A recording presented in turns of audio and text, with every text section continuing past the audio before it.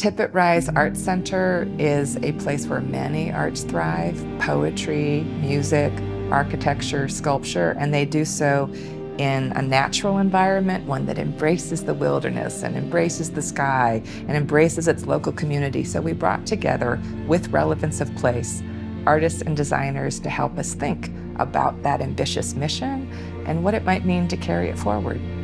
This is Relevance of Place.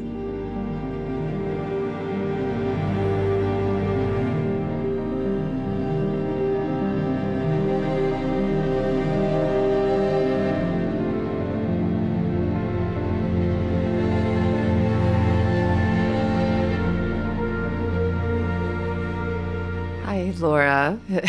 Great to be in conversation with you, and also having, even before I met you, experiencing the incredible venues that you helped bring into being here on Tippet Rise. I wonder if you could describe for me how the practice of timber framing, the history, how you got into it. So timber framing is, I think most people think of like a New England barn when they think of how it works. So it's before there was nails commonly available. So it's all joints. There's a male and a female part, and they go in each other, and then there's a peg that goes, a wooden peg, and it holds it all together. And they're really large pieces of wood, instead of the way we build now, which is lots and lots of really small pieces of wood quickly nailed together. I think one of the things about it is it's more of a craft than a trade. It's almost like building furniture, like a house as furniture. It's you cut all your pieces ahead of time. You bring a very large tool to a piece of wood, and then it comes to one big time we call a raising, where you bring it all to site and you put it together and stand it up. And that's where we conventionally get this phrase barn raising. Yeah, I think a lot of people think of the Amish when they think of a barn raising and the entire community coming together, because it's not something you could do by yourself. Like, I mean, even if you had a crane, it's not something one person could ever do by themselves. It requires many people to accomplish it. Everybody I know who timber frames as a business also takes time every year or two to go do a community project where it is about I think that's how everyone fell in love with it in the first place, was the community aspect of it. Could you maybe describe one or two of the buildings that you've been involved in here where timber framing and that ethos of timber framing have been part of what you use to design and to raise?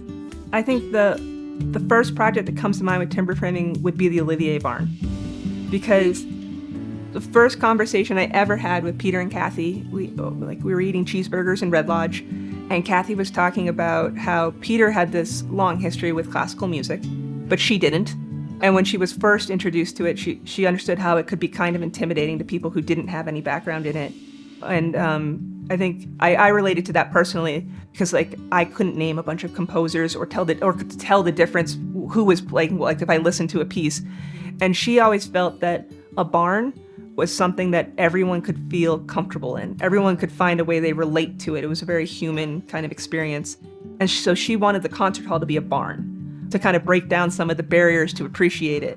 That resonated with us, obviously, because I married a timber framer, and we started our own design build firm. So you decided to put together the Olivier barn. Yes. Okay, so maybe could you describe some of the things that you thought about, whether you think of yourself as an architect or as a timber framer, some of the elements that went into using the barn structure? Mm-hmm. In timber framing, there's all different levels you can go through in terms of how you build it.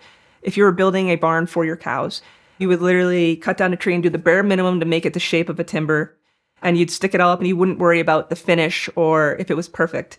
But no wallpaper for the cows. No. We call that like rough sawn wood. Like maybe you cut it on a mill, but you didn't plane it. You didn't make it beautiful. It was functional. But in a concert hall, we were certainly trying to make it beautiful at the same time. The structure it's made out of larch, which is for us is a local wood, but it's beautiful. It's got warm wood nutty tones to it. It is so beautiful, yeah. And we were also able, one of the things I've always loved about timber framing was that you see the structure as opposed to hiding it in the walls. And I've always been interested in the structure and having timber framed, then gone to grad school and then learned about the structure afterwards. It's it all makes sense. This force is coming out here, and that's why there was this beam here. So even if hundreds and hundreds of years ago, they weren't necessarily understanding the moment of a connection and all the physics of it, they built it a certain way because that's what held it up. To construct something that was a barn, but was also elevated from just a barn. And we could incorporate, we tried to incorporate the lighting and everything in the structure, create a place for them to hang all the things of the microphones to record the amazing concerts, but have it be part of the structure as well. And the structure you see on the inside is a little bit different than the structure on the outside because of the acoustical requirements of creating a concert hall. So we designed the frame so that we could put the tongue and groove wood on it to create a different ceiling on the inside that was a slightly different shape, whereas the outside is more of a traditional barn vernacular, something you would find out here, and that sheds water, which is what a roof is supposed to do. It's kind of like the structure itself is a metaphor for a certain kind of bridge building that Tippet Rise is doing, that you're always doing, of both being of the site, of the local context, and also bringing something new to this context. So the inside, as you said, you called it elevated. Well, all the walls are wood, but inside the concert hall only, not the rest of the building. There's no knots in any of the wood. So it was this idea of making it approachable, but also recognizing that you're there for something special at the same time. Great.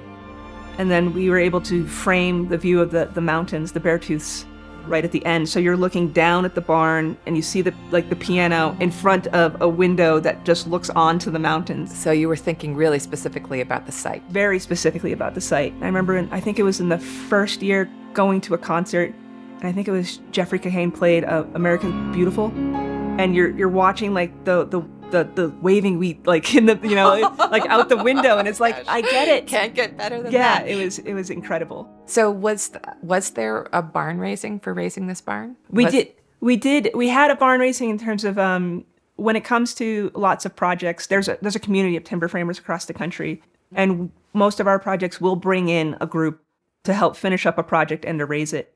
I mean, I wish we had done a full-on rope pulling type of raising, and we talked about it, but the schedule wouldn't have allowed for it, because then everyone really could have. But we raised it with a team of people that we use almost every time. They came back and raised the next building with us. Some of them came back and helped us build satellite. And then when we had just the frame up and nothing else, actually cleared it out, and they brought a piano, and they played a concert in the middle of of just the frame with no walls. Wow, that must have been interesting. It was interesting. It's this is why we're doing it. Let's remember why. Yeah. Oh, how beautiful. Because of your role here in thinking about the creation of the venues, you've also been a real bridge builder when it comes to the artists, especially the public sculptures outside, and helping artists and their teams, their studio teams, figure out how to install. And so I know you have a really different experience sometimes probably of looking at some of this art on this landscape. And I wonder if you could just tell a couple of stories about any of the public sculptures out here that tell something that you see in them that not everybody gets to see. I think one of the things that I really enjoy about the sculptures out here was they were all an incredible challenge on how we were going to do it. I was able to participate in Pioneer first with Stephen Talasnik, and how to take his model and make it a real full-sized object. And then we also got to work on Francis Carey's Xylem, and that was another incredible experience. But one of the things I really enjoy is that I enjoy looking at how they all went together, but I enjoy that other people don't see it when they come. Okay. That was we didn't want any of them to look forced or it wasn't about seeing the hand of the maker at that in that piece. It was about just experiencing what the abstract thing that the artist was trying to say. In Xylem, same. Well, I think in Satellite, it was really important to us to match that model as close as possible. The spontaneity of him making a model on his desktop in this full scale, which was incredibly not spontaneous at that point, but how to still give that feel was really interesting. And I'm glad that I don't think people will ever realize what went into building that, and that's probably a really good thing, because it shouldn't distract from the work. And I think Xylem was also very similar, that it was very complicated. We couldn't think of any good way to create a set of drawings that you could just hand off to a builder. It had to be kind of one at a time, and I would work in my office and come up with an idea of how I thought I could relate to cut the angle on the top of each piece differently, and then go into the shop and be like, if I give you this, Can you translate that? Yeah. And then we would tweak it. And literally my office was connected to the shop. So it's just go through the door, try something out, see if it works, go back and tweak it, get a little bit more information. I try to remember that it's like, especially when dealing with other projects, that like everybody's contribution is incredibly important. Like you don't have to pat yourself on the back and show everyone how incredible you are all the time. Like, it's okay to share that and be really generous. So yeah, what about some of the other processes by which some of these other artworks came? One of my favorite sculptures on the property is Calder's 2 discs that was on loan from the Hirshhorn. And I think the thing I loved about that most was as soon as that was installed, it suddenly felt like an art center. Like as you're driving into Tippet Rise, you can't, like, you don't see any buildings or anything as you're coming up the driveway. And I think sometimes it's like, am I in the right spot? And then this very graphic black sculpture, like and then you see the background. It's like signaling. That's like, it's telling you what to now expect as you keep going. Right. And I'm glad you see that first. You don't see a barn. You see the art. It's so graphic, and you can have an immediate reaction to it. And it just says like abstract and like think differently once you're here. The other thing I love about that piece is actually even the way that it interfaces with the top of the barn as you're approaching too. And they're both very angular. They're both angular, and for just a moment, sometimes I'm wondering which is the sculpture and which is the architecture. It worked. We talked a lot about how to site the barn so that that site was one we particularly because it is lower. And so that isn't you're not focusing on the building when you first get there, but it peaks out and it kind of grows as you approach. So I'll also tell you another experience I've had of that piece, which is being down on the campus and there being a herd of black cows down in the grass, and looking up, seeing with these animals, and then seeing 2 discs at the top of the hill, where again there's almost a kind of animal-like quality, obviously, to the depending how you look. It changes as you get around the sculpture. Yeah, so it is one of those things where the art is constant. You constantly re-see the art depending on where you are in the landscape, as well as that the art is here making you see different parts of the landscape differently. I think that has to do with the context of it a lot. Like the Marc de Souvros were 2 pieces that were created for somewhere else. I think they're the only 2 ones out there right now that were not built on site, and they were brought here. And so I kind of like some of them. I wish I could have seen them in their original location. Yes. And that compared to like how you see it now, like Beethoven's Quartet has that big stainless piece in the middle, which when I look at it, like it's hard not to make a link to something physical. But like I see a ram's horn because we have bighorn sheep here. And like that's like it's like got this Western feel. But I'm sure when that was at Storm King, that was not the first thing someone may have seen. It looks like a treble or something. Yeah. And it's interactive and it's really fun. And then Proverb is this like I don't know where you could have cited it where it was before that would have been better.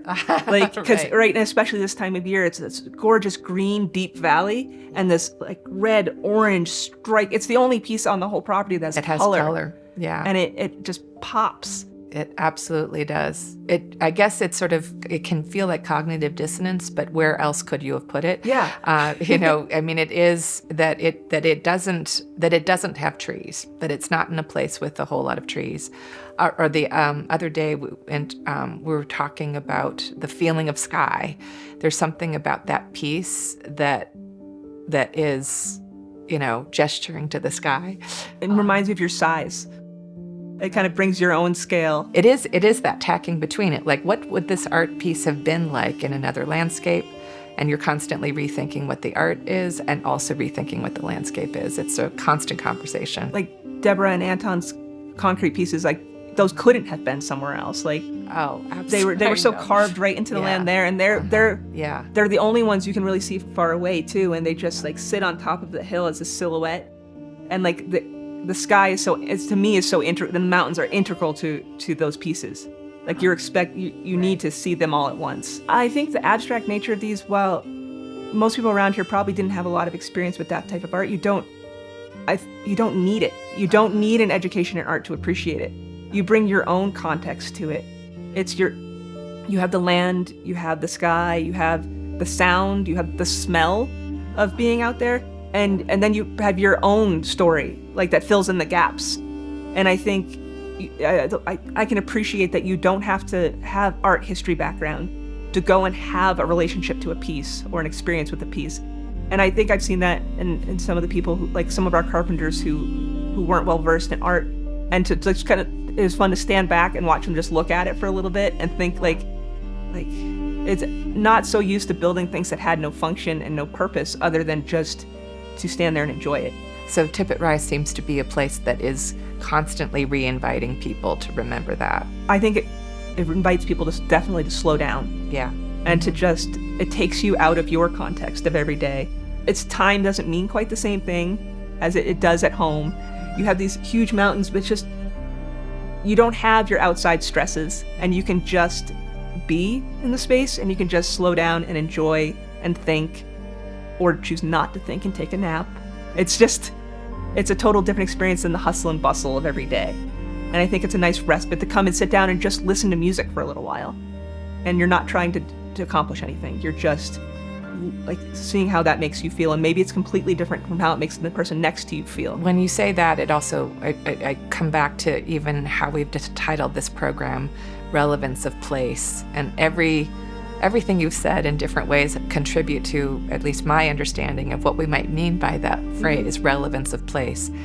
Could you just, even in your own words, or just thinking about your own trajectory, whether it's politics or sculpture or architecture or nature and the environment, when you think about the word relevance, when you think about the word place, what are the associations that come up for you with those two terms? Relevance of place in here, to me, is that you could take all of these things and put them somewhere else, and it would be a completely different experience with those things, with the music or with the art. And having them here is what makes it not just a location, but a place. Like it brings in more context. It has, like I was saying, the smell, the sound of, like, either it's really quiet, there's no airplanes, but there's a noise to Tippet Rise. There's the meadowlark in the background that you can't dismiss the meadowlark. Yeah. And it totally changes your experience for something. And coming here is a choice to turn off your phone for a little while, or like to separate from the everyday work life.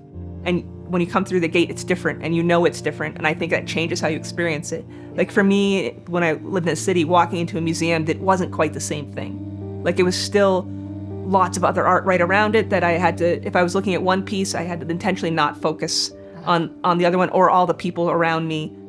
But here, like, you can't, like, there's one piece and you don't almost never see another piece at the same time. That's right. And everything has its space. It is a very specific thing about this context, that there is so much air, so much land between every encounter, which is, there's almost a kind of, the scale at which this context operates seems so strikingly different, even from other sculpture parks. I also love how there's lots of trails out here, so people are invited to hike and bike, and maybe you can even choose not to spend time at a sculpture. It's just the whole experience of the land. Like, you don't need the art piece to experience Tippet necessarily. That's also true. It works on you no matter what. Yeah. Okay, Laura, let's head over to Stephen Talasnik's Satellite No. 5 Pioneer.